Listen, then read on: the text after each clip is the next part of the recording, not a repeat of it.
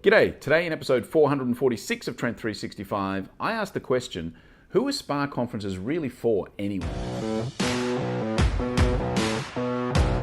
G'day.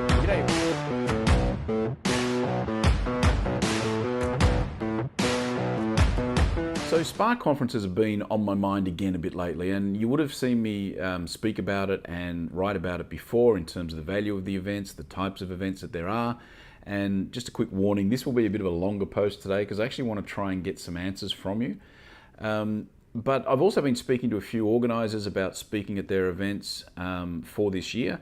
And I've also been seeing a few posts in my stream from various events.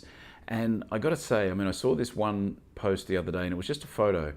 And I just said, oh God, here we go again. And no disrespect to anyone that was at the event or organising or speaking at the event. It's the way these events are. And it was just a panel. It was just a photo of a panel like we have at all these events. But I couldn't help think, well, where would be the value for me in attending that event?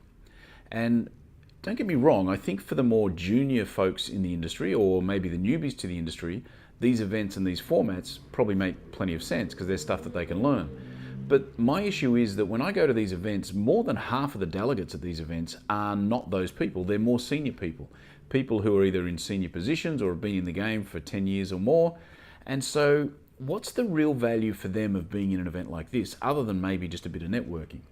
Again, to be fair, a lot of those senior people are actually speakers at the event, so they're going to sort of raise their profile or to sort of push their brand along, which is part of the problem as well, because we're not willing to pay for speakers, then the only people that want to speak are the people who have a vested interest in the industry and have something to gain from that. So that's another part of the problem.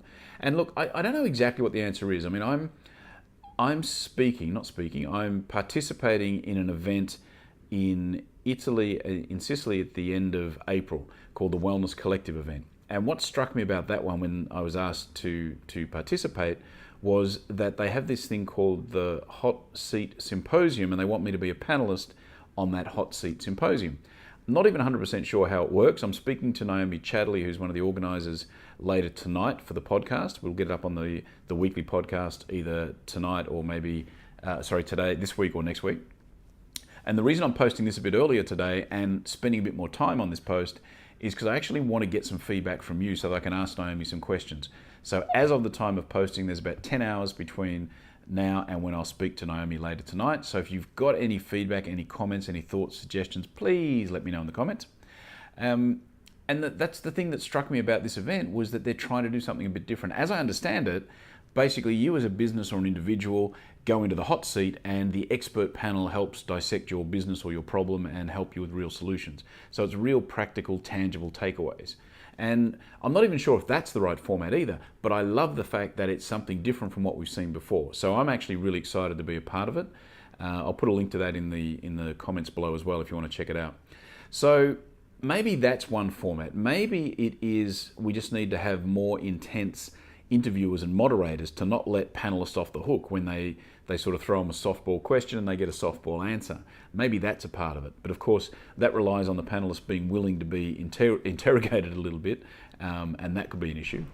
Maybe it's, maybe it's even something like the event itself, or all the presentations for the event are done before the event. So basically you sign up for this event a month before the event happens. All of the presentations are online, either in video format or PowerPoint presentations, however you want to do it. And the actual event itself, your keynote at the event, is really just a quick wrap up of the core ideas about your presentation, so 5-10 minutes, and then the rest of it is just intense Q&A of other people ripping apart or really delving into the topic you're talking about. Maybe that would add more value. Again, this is for those senior folks that are around.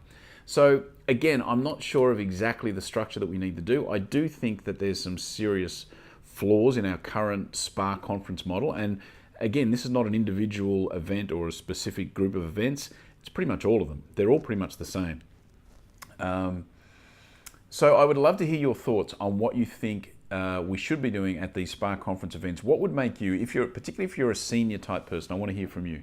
So all you guys that have been in the game for 10 years or more or in senior positions, I want to hear from you about what would it take if you had to pull out your own money, not your company's money, if you had to pull out your own dollar to pay to attend an event, what would it take to get you there, and what sort of value could that event bring back to you? I would really love to know. Like I said, want to know before I speak to Naomi tonight, 10 hours from today, from now. So if you've got any comments, any thoughts, ideas, please let me know so that I can have a chat to Naomi on the podcast, and we'll get that up for you this week or next. Alrighty, bit of a long one, but that's it for today. Thank you for tuning in, and I will be back again tomorrow. See ya. This is for you. You're the reason I wrote this. You're the reason I stand in the rain and get my clothes wet.